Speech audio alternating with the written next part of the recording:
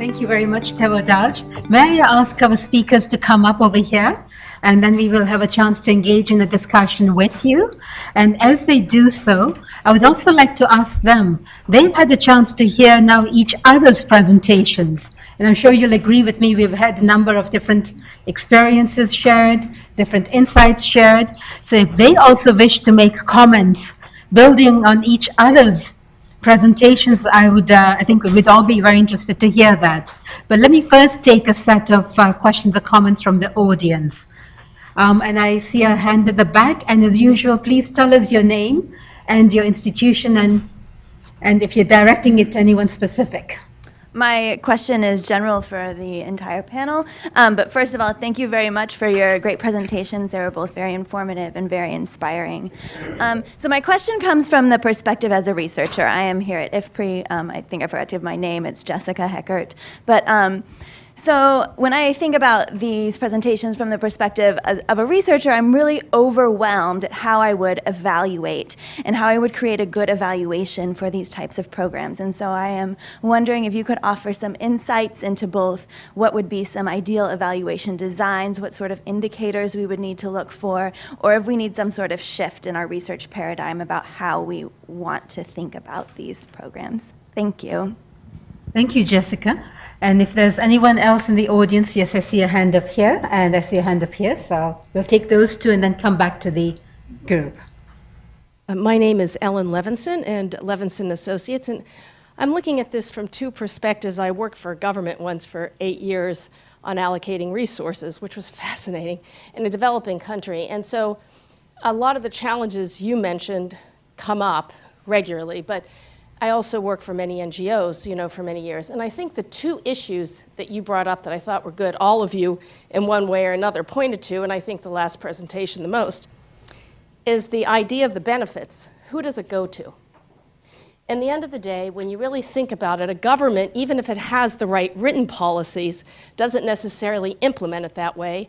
And so how do you really make sure the benefit gets to those people who need it across the board inclusively? And that is a big challenge and very hard to sustain. So I'd like to hear about that, particularly because you're talking about policies as outsiders, not as insiders. If you really are talking about community-led growth, this was the government of Yemen, and I will tell you, villagers may not think the same way as you do, right? So how do you build in that inclusiveness at the same time as we're talking about local decision-making and locally led? So I think that's a big one, the inclusiveness and who benefits and the policy issues. I mean, aren't we really just pushing it on them from our points of view, or is it something that can be really done, intrinsically? So I think that's a big one. And then the other one is the public-private. Nobody's talking about that. We talked a lot about public resources, but having worked with NGOs for many, many years, the private resources seems to be where you can actually do more when it comes to as far as the policies and the integration and the value chain. You have more control in a lot of ways. So I'd like to have those issues addressed. Thank you. Ellen, thank you very much. And if you could pass the mic to Katrina. Thank you, Katrina Kostek at IFPRI. I've got a related question, which is really, I'm wondering what you guys have seen on the ground. What are the most promising strategies you're finding for overcoming elite capture and overcoming male capture of the types of community-driven development projects? It just seems to me that's a really big issue, and I'm wondering how is that overcome, and how is it overcome in a non-sterile way, in a way that actually can be scaled up, that's palatable to communities, as opposed to something that they do away with as soon as the pressure of being watched is out. How do we keep those things going? So thank you. Thank you. We've had 3 fascinating questions, so we'll come back and do another round. But I do want to give a chance now to the panel. Respond to the questions that you feel most equipped to. And if you also want to take this opportunity to ask your own questions to your fellow panelists, this is a chance. Let's begin with John and walk down the panel. Okay, well, first, these are all the right questions to be asking. One of the aspects of evaluation and there's a lot of interest in this, is in the Hunger Project, we call it data for the people. So if you think of the community members, and particularly the poorest members, the women, as the first clients for data, you get a very different mindset. And a lot of traditional methodologies do work, like household surveys, and they often reveal surprising things relevant to this second point of inclusiveness. I know we found that we have a whole like many people, a whole curriculum of interventions to awaken people out of a sense of resignation and hopelessness and into self, taking charge. But with the very poorest members of communities, such as in Bangladesh, it really required a separate intervention. We used a system of, they called themselves barefoot researchers, people's researchers, to appoint the very poorest members of the society as the community M&E officers, for example. The elite male capture, and I particularly appreciated the part of the Afghanistan example. In every country in the world, there has been a women's liberation movement for 100 years. Now, it's been suppressed, but it's there and can be built on and given strength and voice to. So having a really no compromising attitude around gender equality and women's empowerment as the starting point in development, we find works. And in different regions, there are different more likely to succeed pathways, whether it's economic, social, or political.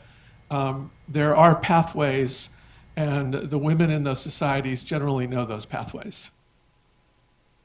You pass the mic down. Yeah. Thank you. So our model is similar to where John was describing in terms of working with the individual. And I think that is a fundamental difference from what I've heard here mostly, except for John. If there is not internal individual change, a lot of this community work that we're talking about can be very ethereal. It can be very temporary. And that answers one of the questions I think that was raised. To measure that is complicated. Think about your own families and friends and the degree to which there is despair or depression and how to measure that. You know, is it the degree to which they don't take pharmaceutical drugs, or are they taking lower doses? I mean, how do you measure that? It's a complicated thing.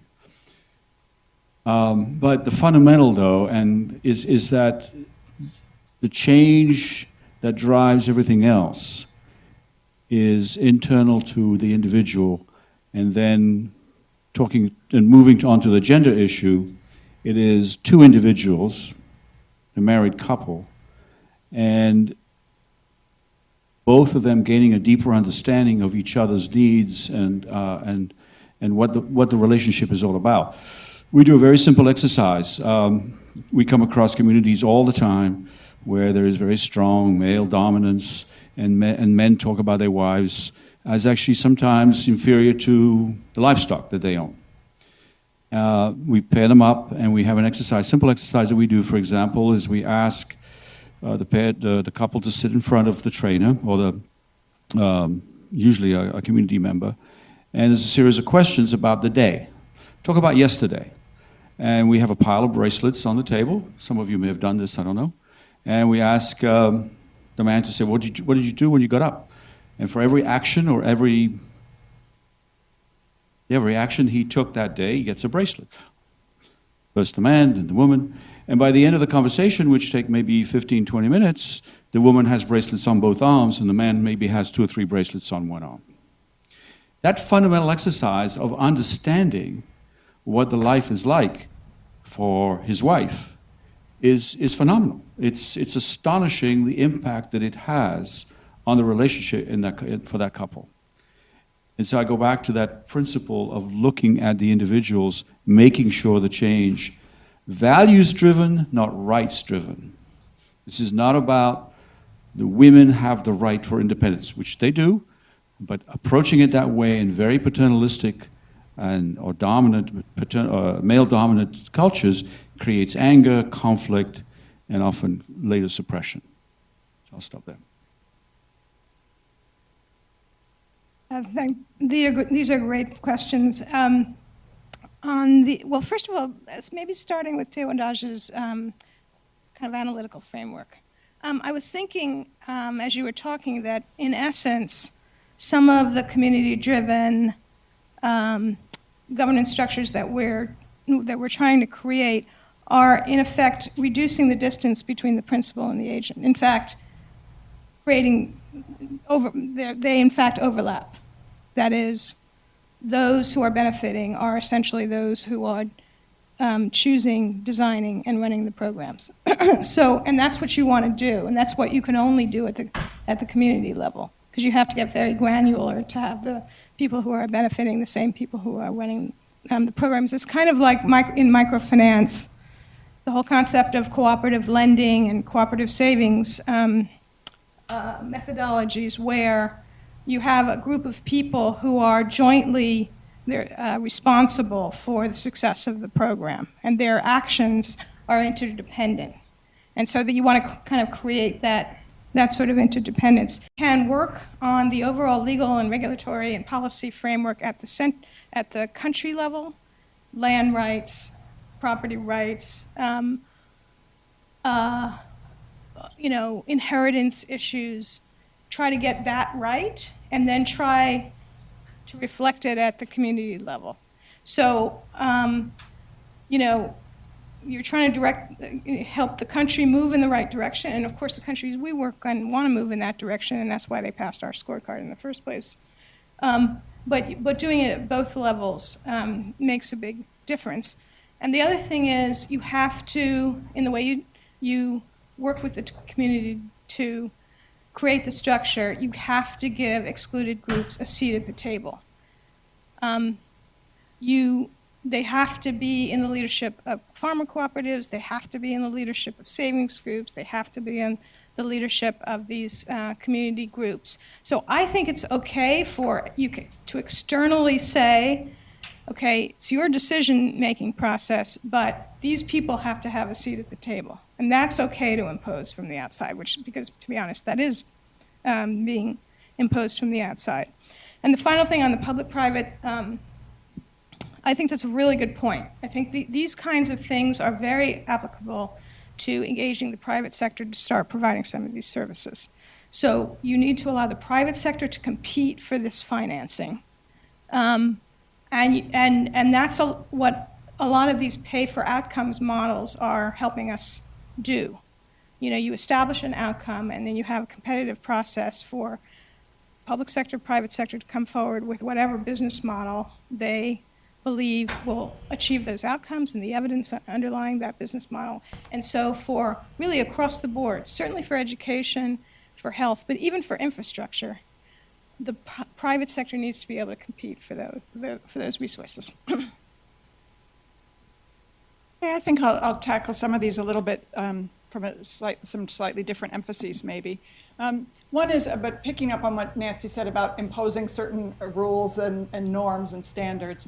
I think that there was a time when, rightfully so, people from wealthier countries started to reflect on whether they were imposing inappropriate sets of values on people in other places.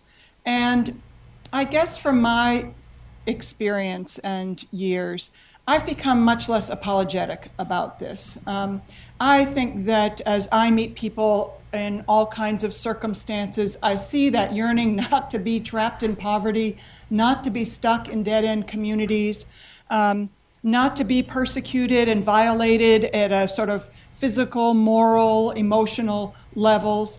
And so to say, you know what, these women must be included. Yes, it's my norm, but the women's movement's been going on many places for a long time. We do work in Somalia to try and increase girls' participation in schools. And some of our Somali staff say, you know what, when they were children, girls participated fully in schools. This is actually a new phenomenon. It's not an old phenomenon. And so let's not get caught up in what we see as being true, authentic local values expressed in the moment. It could be a perversion of that, and we just have to Anyway, I've just become less apologetic about that. Relief from poverty, recovering dignity, these are just universal principles. I haven't met anyone who didn't want those things. But I want to mention something else about research because I think it's so fascinating. And the Somali example was a really great one. Having spent 10 years at a university, I totally get the randomized control trial approach to research. You know, the gold standard, like Bayer aspirin or like aspirin to relieve pain. Anyway, but here's the trick. So here we were in Somalia. It's our project there with this girls' education, funded by DFID. It's one of about 30 projects DFID's doing around the world, the Girls' Education Challenge, they're calling it. There are 2 projects in Somalia, one in Afghanistan, and the rest in a whole bunch of other countries. And they were doing payment by results with an upside if you exceeded your targets in literacy and numeracy. And they insisted on these not quite randomized, but at least control group surveys. 3-hour surveys of family members. And you had to do it in your intervention community and in some non-intervention communities. And the government basically came to us and said, not on your life. There is no way we are going to let you do surveys in communities and then not go and provide any services. That would be unethical, and it would be politically impossible. Once you have, we are in a fragile, volatile environment. They wouldn't have said it this way, but I would, all Al-Shabaab needs is an opportunity to say, oh my God, they came and talked to you and then they've abandoned you. And they basically said, if you don't do services there, we'll find someone who will. So we will contaminate your control group. And we thought, okay, so I get this. I get the ethical standard of the randomized control trial, and let's not do programs where we don't know if they actually work. That's an unethical thing to do. But let's also understand the local political, ethical environment in a fragile state. So it presents additional quandaries about how to measure these things. And then on elite capture, let me just say, if anyone had figured it out, we wouldn't have the US and the West in the situation we're in now. So just to make a little political statement on the topic, I think we've seen wealth well captured by elites in spite of regulatory, tax, and other rules in place that are meant to keep the playing field more level. So I think we've all got a lot to learn on that particular topic. Thanks. I want to get maybe to the 2 questions. I think I'm so glad there's such an, obviously from my own perspective, such an interest on the research front. So I'll just start with the question by Jessica to follow up on what was already said. I'm the last person to be a randomista, but I think the one thing I want to say about experimental evidence is it is not, I think it's often portrayed as some kind of ivory tower approach. You go in, you sort of jet set and do your thing, get out, and then you do your nice papers. I mean, it actually, in a way, Pierre, like you mentioned, it requires very close collaboration and cooperation mutually between those who are researchers and those who implement programs, whether these are external agencies or development organizations, or whether these are government programs. So it actually requires a lot of very close interaction. That often actually shapes and forms the research as well. But I just want to, and certainly that is, as you said, not the only approach, not even always the best approach. But Jessica, just to give you one example, I'm not sure if you would know about it. It's quite an often cited study by Ben Olken in Indonesia, and relates very much to the topic that we're discussing. It is experimental, but essentially the research team worked closely with local government to consider different ways that in villages, what we were talking about, sort of making communities, giving communities an opportunity to select different alternative resources or alternative public goods, they actually found that just having this participatory, so one treatment arm was just to sort of have a participatory approach. You have village meetings, the village leader shows up, people say what they want, the village leaders say what they plan, etc. That didn't really result in any impact. We all believe in participatory approaches, but the useful thing about this approach in studying is it showed that the impact was really low or nil, depending on certain circumstances. What was found to have high impact was when villagers were able to anonymously put in some suggestion box their complaints, their priorities, their concerns, and these anonymous feedback notes were discussed publicly. So it gave them a voice that they otherwise didn't have. These were things that they did not speak up about in these meetings, given sort of weak governance environments that we've been talking about. So I think so that is just one approach, but there's also work that has used, with existing, sort of without this cooperation with implementers, for existing programs that are already there, that kind of used poverty maps from census data, connected that with administrative data from a particular implementation of a CDD, and was able to sort of see the benefit in it. So there are certainly many approaches, and we can certainly not cover all, but this is just a few examples to add to what was said. Let me stop here. Thank you, Tewadaj. I have been I got so engrossed in this discussion that I've been a terrible manager of time. And I'm looking at the clock, and I would like to say we just take very brief comments, and then you give a chance to give your very brief response, because I do want us to end on time, some of your flights to catch.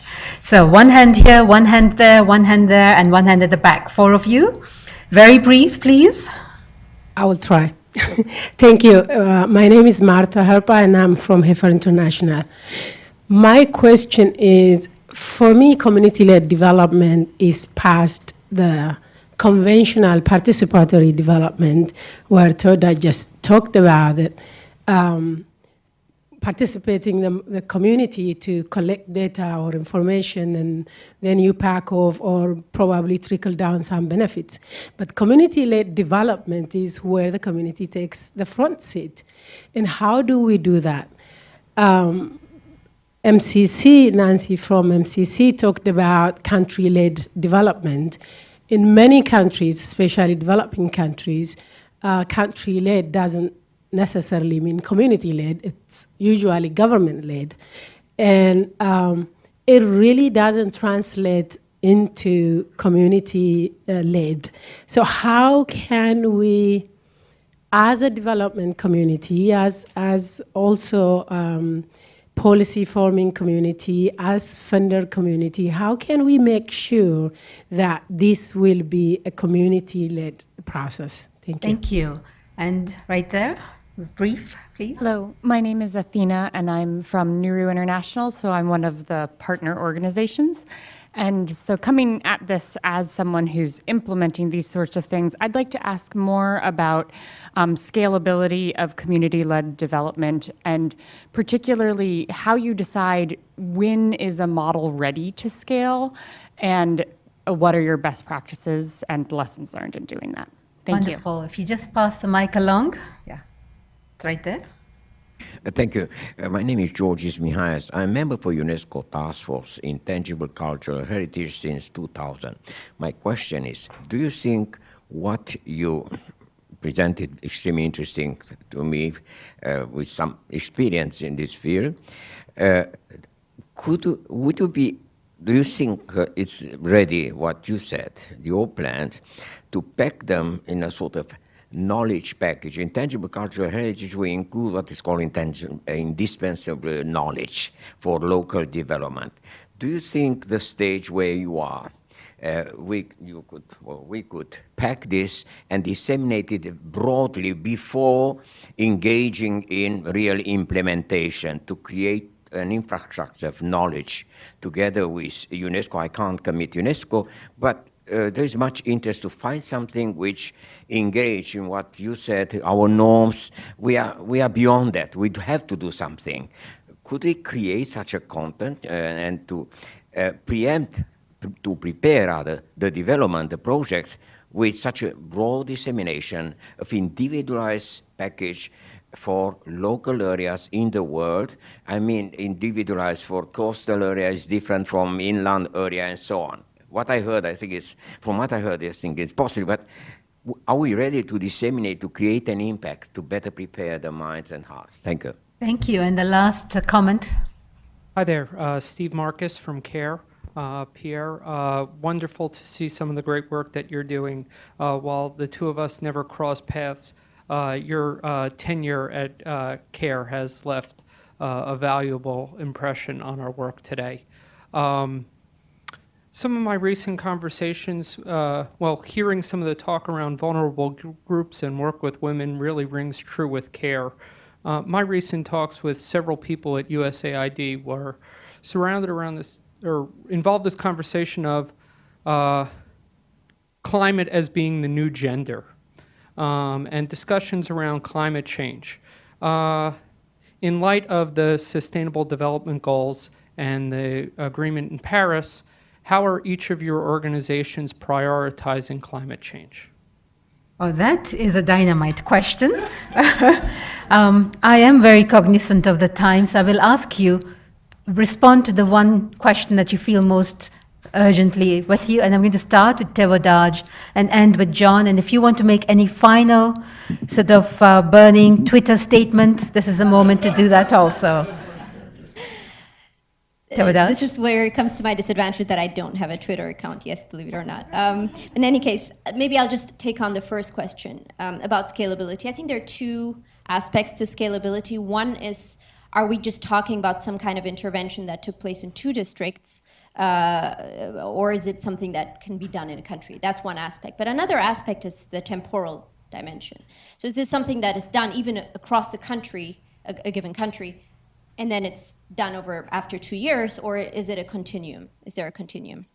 I think on the first, sort of from a geographic scale, there's actually a number of externally financed programs that have been at scale. So I'm just saying that because often there's this notion that externally financed and supported programs cannot be scalable.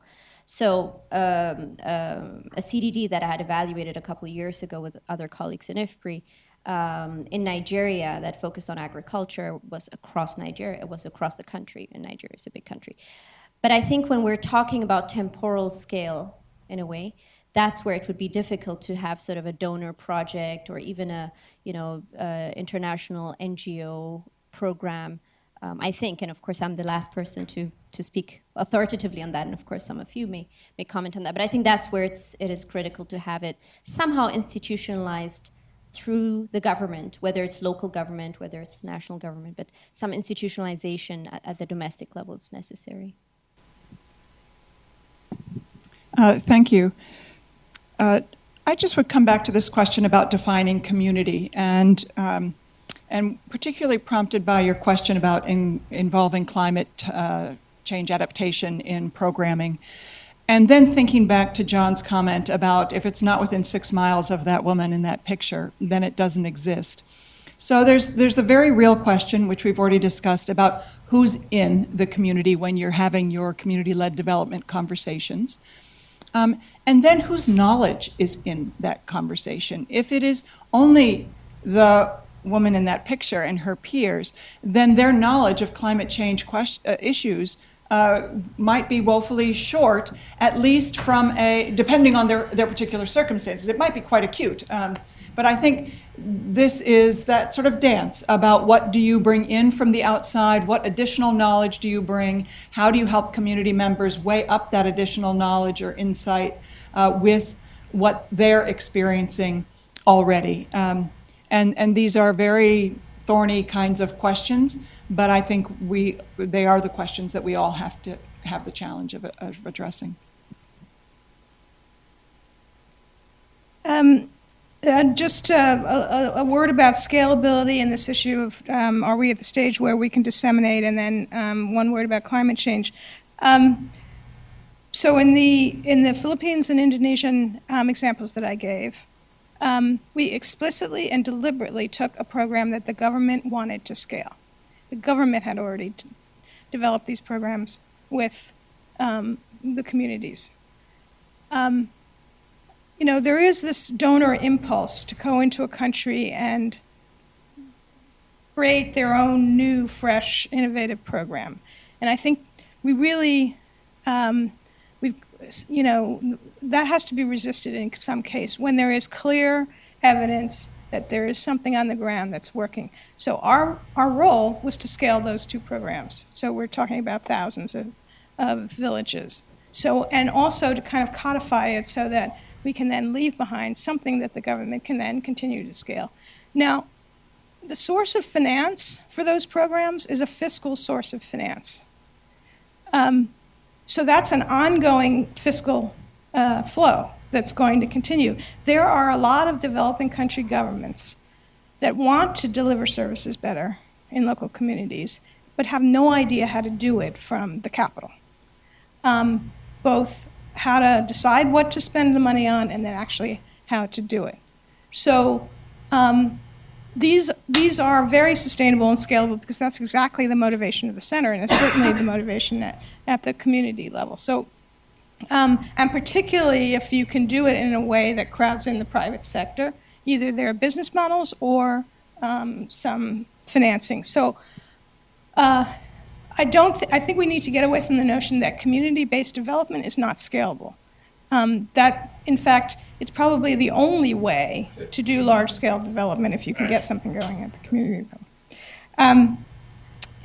I do think we have a problem as a developing community in codifying this stuff and creating sort of off-the-shelf programs that then can be passed on, not only within a country, but across countries, because I think there'll be a lot of commonality in the design of these programs. And we don't tend to do that. We're not very good at bringing that knowledge together. That's something we at MCC are very, very focused on, since people expect us to do things at scale and expect us to do things that are sustainable. And then one more point that's related on climate change. We are about to bring to our board a program, a compact for Niger. And it's an agricultural small farmer pastoralist compact. And what we are going to, what we have done is essentially partnered with the World Bank for about half of this compact. Instead, and it's a pastoralist, climate-smart agriculture piece of it. Because again, the World Bank has developed a set of programs that are kind of interrelated, mutually reinforcing. There's evidence to support that they work, and they need scale. So instead of our going into the country and starting over again and reinventing the wheel, we are going to partner with the World Bank. And that will enable us to achieve this whole array of very ambitious objectives using hundreds of millions of dollars of grant money, including climate resilience, mitigation and adaptation. So partnering, again, in this space, in the community development space, all of us in the donor community have to be smarter about that.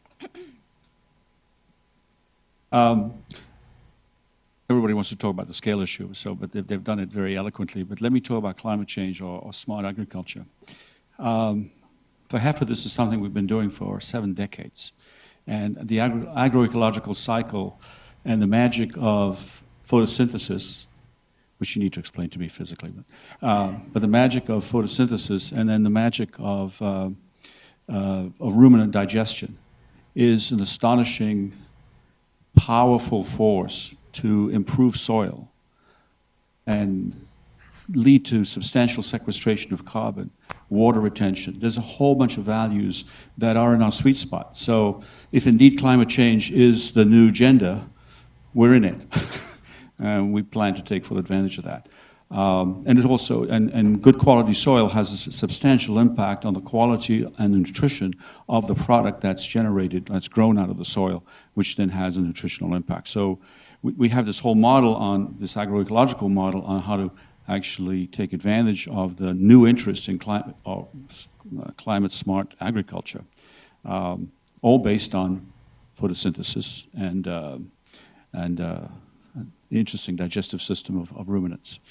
On scale, I just have to say one word. The perspective that's been provided on the scaling reminds me of Bill Easterly's point of view about the tyranny of experts. The point of view that is espoused is one of expertise and planning. And I think that creates a lot of ambiguity or even maybe direct contradiction with the fact that we are community-led. So there's something in the way we think about it that needs to be rejected or put aside and think about it from the community base. We are experimenting right now, and I think it can be scaled quite rapidly, on, I don't know if you've heard of this agency called IDEO in San Francisco. It's human-centered development. And it's a very different set of processes that it seems similar to listening to the community, but it's actually a much more robust dialogue with the community choosing some of the values and some of the technologies that we are indeed better equipped to provide or offer, whether it be grazing technologies or water capture. There's a whole set of things that they don't know about, but through human-centered development, you can actually get them to say, that I can do, that I will do, and that they will do. Final word to you. Yes, final word is patriarchy. So climate change is the old gender. The rape of the environment, the subjugation of women, and clientelistic top-down governance are all expressions of a patriarchal mindset. And we are privileged to be alive at the time that that mindset is transforming. So we are part of a process that is already at scale, of this massive transformation of power relations that's happening everywhere in the world. And we can look at how we can contribute our different interventions and evidence to speed that up. But this is already happening at scale, and we all get to contribute to it every way we can. Thank you, Raju. Thank you, and please join me in thanking our panel for fabulous remarks.